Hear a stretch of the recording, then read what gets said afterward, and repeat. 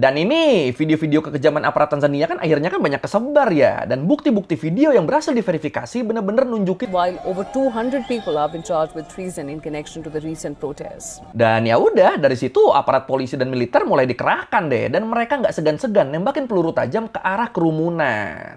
Ini kemarin sebenarnya gue udah cukup lama gatal nih pengen bahas ini nih, soal demo di Tanzania. Cuma gue tuh rada ragu soalnya kayaknya di sini nggak begitu ramai kan masalah ini kan. Apalagi pas gue cari tahu penyebabnya, ternyata ini tuh gara-gara perselisihan hasil pemilu. Nah ini kan berasa kayak udah sering kita bahas yang model beginian ya. Tapi ternyata kemarin gue dapet update lagi kalau ternyata protes di Tanzania ini udah berubah jadi semacam pembantaian. Pembantaian ke para demonstran yang dilakuin sama aparat yang diperintah oleh pemerintah Tanzania sendiri. Ini ngaco kan? Dan mirisnya nih, bukannya sadar diri dan ngelakuin evaluasi, pemerintah Tanzania tuh malah nyebut kalau demo yang berujung kerusuhan dan pembantaian ini tuh merupakan aksi yang didalangi oleh pihak asing. Ini alasannya nih kayak nggak asing ya, kayak di mana gitu suka nyalahin pihak asing. Tapi emang separah apa sih kondisi di Tanzania? Dan apa benar nih klaim pemerintah sana yang nyebut kalau demo ini tuh ditunggangi oleh pihak asing? Ya udah kalau gitu, langsung kita bahas demo berdarah di Tanzania. Dari demo kenapa bisa berubah jadi pembantaian? Di Learning by Googling. Oke, sebelum kita bahas demonya, enaknya gue jelasin dulu nih latar belakang kenapa demo ini bisa terjadi. Ya, kayak yang udah gue bilang tadi, semua kekacauan ini tuh berawal dari pemilu yang diadain di tanggal 29 Oktober 2025 kemarin. Tokoh utama di pemilu kali ini tuh doi nih, Samia Suluhu Hasan, capres petahana atau berarti presiden Tanzania sekarang. Kalau menurut DW, Samia Suluhu Hasan ini tuh sebenarnya tuh dia tuh punya track record yang bisa dibilang bagus loh. Nih, dia tuh jadi presiden perempuan pertama di Tanzania setelah naik jabatan dari wakil presiden di tahun 2021. Ngegantiin presiden sebelumnya, John Magufuli yang meninggal dunia. Waktu itu naiknya doi jadi presiden tuh bener-bener disambut baik banget tuh, baik di dalam maupun di luar negeri. Pokoknya dia tuh dianggap sebagai angin segar, dianggap sebagai sosok reformis yang ngebalikin kebijakan-kebijakan represif pendahulunya. Misalnya nih, contohnya nih, dia inilah yang ngebuka lagi media yang dibredel dan ngizinin lagi adanya demonstrasi. Ya pokoknya awalnya image dia sebagai presiden tuh positif banget lah. Awalnya. Jadi bener-bener waktu itu dia tuh udah kan presiden perempuan pertama di negaranya, muslim, terus dipuji lagi sama seluruh dunia sebagai harapan baru demokrasi. Awalnya. Tapi belakangan borok pemerintahan Samia Suluhu Hasan ini mulai kebongkar nih. Masih menurut DW, banyak kelompok HAM dan pihak oposisi yang ngerasa kalau pemerintahan dia tuh mulai bergerak ke arah otoriter lagi, sama kayak pendahulunya, mulai jadi diktator dia. Jadi makin kesini sama dia, kelompok-kelompok oposisi tuh mulai ditangkap-tangkepin, dipersekusi, sampai dapat tindakan kekerasan. Jadi akhirnya dia nih jauh banget nih dari gambaran sosok pemimpin ideal yang selama ini nempel di figurnya dia. Malah jadi diktator dia, diktator yang mematikan. Earlier this year, police officers blocked leaders of the opposition Chadema party from attending a rally. Activists have been disappeared. The Chadema leader, Tundu Lissu, has been charged with treason. He appeared in court in April with a t-shirt saying "No reform, no election." Nah, menuju pemilu kemarin, kalau menurut laporan dari berbagai organisasi HAM dan pengamat internasional disebut, banyak kandidat dari partai oposisi utama dari partai Chadema yang sengaja dijegal. Ada yang dilarang nyalon lah, ada yang ditangkep lah, ya benar-benar dipersulit pokoknya buat naik jadi capres. Bahkan nih, kalau menurut PBS, salah satu tokoh oposisi paling kuat, Tundu Lissu, dia tuh udah dipenjara sejak beberapa bulan sebelum pemilu loh, atas tuduhan makar. Jadi ya dari awal tuh emang udah kelihatan kalau pemilu ini tuh bakal berat sebelah, bakal menguntungkan satu pihak doang. Dan bener aja, pas hasil pemilu diumumin di tanggal 1 November 2025, Komisi Pemilihan Nasional Tanzania ngumumin kalau Samia Suluhu Hasan menang telak di pemilu Tanzania kali ini. Dengan total suara 98%. Ini edan kan? Kurang 2% doang jadi sempurna loh menangnya loh. Wah. Tapi terus perolehan suara segede gitu tuh malah mencurigakan gak sih? Dan ini juga lah yang dirasain sama rakyat Tanzania. Makanya hasil pemilu ini tuh langsung ngebikin rakyat dan pendukung oposisi murka nih. Mereka bener-bener ngerasa dicurangin habis-habisan dan nyebut kalau pemilu kali ini tuh cuma pemilu bohongan, pemilu settingan ini. Ya gimana, menang 98% kan? Nggak wajar banget kan ini. Pretty empty, as Southern African election monitors said. In some of the polling stations there were more police then voters also their evaluation was that most people had not been able to exercise their democratic will because of censorship, because of a crackdown on the opposition. I think. Nah, ketidakpuasan masyarakat Tanzania sama pemilu ini akhirnya meledak jadi aksi protes besar-besaran di hari pemilihan itu juga. Jadi sebelum hasilnya diumumin di tanggal 1 November, di tanggal 29 Oktobernya, pas pemilunya, itu udah banyak tuh orang yang demo tuh. Awalnya protes ini pecah di kota terbesar sekaligus pusat ekonomi Tanzania, di kota Dar es Salaam. Kalau menurut Reuters, masa yang kebanyakan anak muda ini, mereka tuh pada turun ke jalan, ngebakar ban dan spanduk yang bergambar si presiden, dan ngeblokir jalan.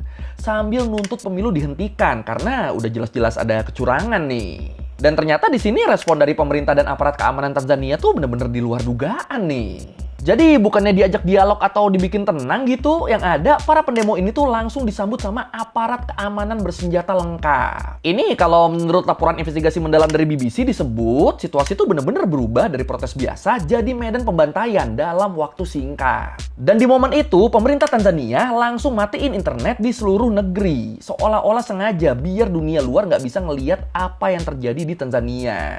Dan ya udah, dari situ aparat polisi dan militer mulai dikerahkan deh, dan mereka nggak segan-segan nembakin peluru tajam ke arah kerumunan. Sakit. Well, according to reports, Tanzania authorities are seeking the arrest of 9 additional individuals, including opposition party leaders, while over 200 people have been charged with treason in connection to the recent protests. And the treason charges carry a possible death penalty.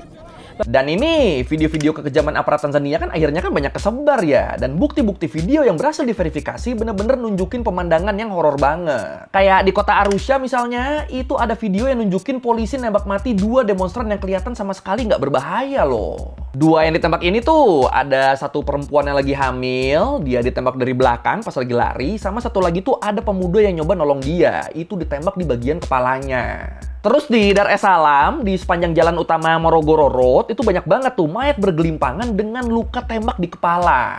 Bahkan saksi mata dan para jurnalis tuh mereka tuh pada ngeliput gimana rumah sakit di sana, kayak rumah sakit Sekotore di Mwanza, pada kebanjiran mayat. Bahkan saking banyaknya, mayat-mayat itu tuh sampai ditumpuk gitu aja loh di luar kamar mayat loh. Ya kalau mungkin lu sempat lihat videonya yang gue post di IG, itu kan emang gila kan? Emang kacau kan? Raketnya sendiri loh itu loh. Nah, lu inget kan tadi kan, internet di Tanzania tuh kan sempat dimatiin secara menyeluruh ya. Jadi ya awalnya orang-orang di luar Tanzania tuh mereka tuh taunya di Tanzania tuh lagi ada pemilu, ada huru-hara politik, terus ada demo, dan ya udah taunya gitu aja. Nggak ada yang tahu tuh kalau ada kejadian horor, nggak ada yang tahu tuh kalau ada pembantaian di Tanzania. Baru waktu internet dipulihin beberapa hari setelahnya, itu semua bukti tragedi di Tanzania itu langsung pada nyebar tuh, langsung pada viral di mana-mana. Banyak foto dan video yang nunjukin koridor rumah sakit di kota-kota di Tanzania dipenuhi sama tumpukan jenazah. Khususnya jenazah anak-anak muda yang emang dari awal jadi salah satu yang paling vokal dan aktif demo di jalan. Kacau ya, anak muda tuh kan masa depan negara kan, masa depan Tanzania loh mereka ini loh. Ketika mereka ngelakuin protes bukannya didengar malah dihantemin. Sakit. Men shot protesters who reportedly stormed polling stations because the opposition was barred from standing. Bodies now litter the streets of Tanzania's main cities. Forces were deployed to clamp down on people. They stormed the houses of people. They shot randomly over individuals. Dan buat jumlah korbannya, buat pastinya angkanya tuh masih simpang siur ya. Kalau menurut PBB lewat situs UN News, mereka dapat laporan kredibel yang nyebut kalau ada ratusan orang yang tewas akibat tindakan represif aparat ke pendemo yang nolak pemilu di Tanzania ini. Tapi terus dari pihak oposisi, dari Partai Chadema, mereka ngasih angka yang jauh lebih gila lagi nih. Awalnya mereka ngeklaim ada sekitar 700-an orang yang tewas, tapi beberapa hari kemudian mereka nyebut kalau jumlah korban meninggal dari peristiwa ini tuh seenggaknya tuh mencapai 2.000 orang. Sama mereka juga nuduh polisi tuh sengaja tuh ngebuang ratusan mayat di lokasi-lokasi rahasia buat ngilangin jejak. Ini gila sih, kalau bener nih masuknya nih udah pembantaian loh ini loh. Ya kan tadi kan internet dimatiin kan biar dunia nggak tahu kan. Terus ada indikasi aparat mau ngebuang jenazah biar nggak ada bukti. Ini kan sakit, jir. Dan tuduhan ini diperkuat sama investigasi CNN yang nemuin citra satelit di pemakaman Kondo. Yang nunjukin adanya galian tanah baru yang mencurigakan. Yang diduga itu adalah kuburan massal. Dan dari situ akhirnya sampai sekarang kondisi di Tanzania tuh jadi bener-bener mencekam ya. Bahkan sampai terjadi kelangkaan di mana-mana loh. Mulai dari kelangkaan makanan, bensin, sampai pasokan uang tunai. Dan ini semua diperparah sama internet yang mati. Ya, jadi walaupun udah mulai pulih, tapi akses internet di Tanzania tuh belum sepenuhnya pulih. Mana wilayah-wilayah perbatasan sama negara tetangga kayak Kenya juga sempat ditutup kan. Ya pokoknya bener-bener negara yang awalnya adem ayam ini, mereka tuh berubah drastis abis polemik dan demo yang nuntut transparansi pemilu di sana. Bu. Kacau nih ibu-ibu nih bener nih. Nah, di tengah semua kekacauan dan bukti-bukti kekerasan ini, Presiden Samia Suluhu Hassan malah ngeluarin statement yang kontroversial nih. Di pidato pertamanya setelah dilantik, kalau menurut PBS, dia tuh kesannya tuh malah nyalahin pihak asing sebagai dalang kerusuhan. Dia bilang, "Saya sedih atas apa yang terjadi, dan jelas itu bukanlah jati diri Tanzania. Tidak mengejutkan kalau mereka yang berhasil kami tangkap di insiden kemarin bukan orang Tanzania." Ya ini alasan klasik lah ya, apalagi di pidato yang sama si Presiden juga nyebut soal menjaga stabilitas negara. Dia minta aparat buat ngejaga ketertiban dan minta masyarakat buat nurunin emosi dan berdamai. Ini berasa nggak asing nggak sih narasi-narasi kayak gini nih? Oh iya, yang kocak juga nih, kalau nggak mau dibilang bodoh, pas gua nyari-nyari video pidatonya si Presiden, ternyata dia tuh pidatonya tuh di depan undangan dari negara tetangga loh. Ternyata banyak presiden dari negara tetangga yang ngedenger pidatonya dia. Kan ini kan jenius ya, nyinggung antek asing di depan pemimpin negara asing. Wah, jenius banget tuh. Ini kan jadi kayak nuduh tamunya sendiri sebagai dalang kerusuhan kan? Blok. Kilichotokea hakiendani na taswira na sifa za Kitanzania na sio Utanzania. Haikutushangaza kuona kuwa baadhi ya vijana waliokamatwa kutokana na kadhia hiyo wametoka nje ya Tanzania. Dan tuduhan-tuduhan dari si Presiden ini jelas dibantah mentah-mentah dong, khususnya sama pihak oposisi dan para pengamat di Tanzania. Menurut mereka, menurut pihak oposisi, aksi demo ini tuh murni letusan kemarahan rakyat, terutama dari Gen Z Tanzania yang udah muak sama kondisi ekonomi dan politik yang gitu-gitu aja.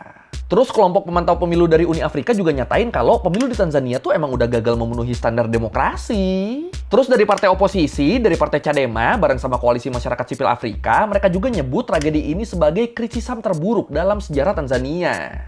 Dan nuntut investigasi internasional dari PBB dan Mahkamah Kriminal Internasional. Dan ya sampai sekarang apa yang terjadi di Tanzania ini tuh emang lagi diusut ya. Dan semoga masyarakat Tanzania yang jadi korban bisa dapat keadilan. Amin. Dan ya menurut gue balik lagi nggak usah jauh-jauh lah. Dari hasil pemilu yang 98% aja tuh kan udah kelihatan curangnya kan. Tapi kalau menurut lu gimana nih? Lu percaya ada hasil manipulasi pemilu di sini?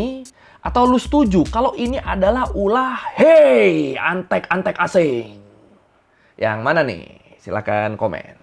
She was sworn in as the 6th president of Tanzania since independence, in front of a select number of supporters, dignitaries and foreign representatives.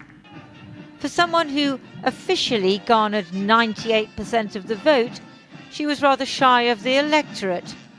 The public was banned from the ceremony. Oke, sekian Lerime Googing kali ini tentang apa yang terjadi di Tanzania. Ya ini sebenarnya pembantaiannya tuh udah terjadinya tuh sekitar 2 minggu lalu ya. Tapi efeknya masih berasa sampai sekarang nih. Tanzania masih mencekam nih sampai sekarang nih. Kacau juga ibu-ibu ini ya. Aduh, bu. Ya kalau lu merasa kayak gue udah salah, atau lu mau nanya, atau nambahin video, bisa tulis di komen, kita juga biasa. Sekali lagi, thank you. Jangan lupa like, comment, subscribe. Bye.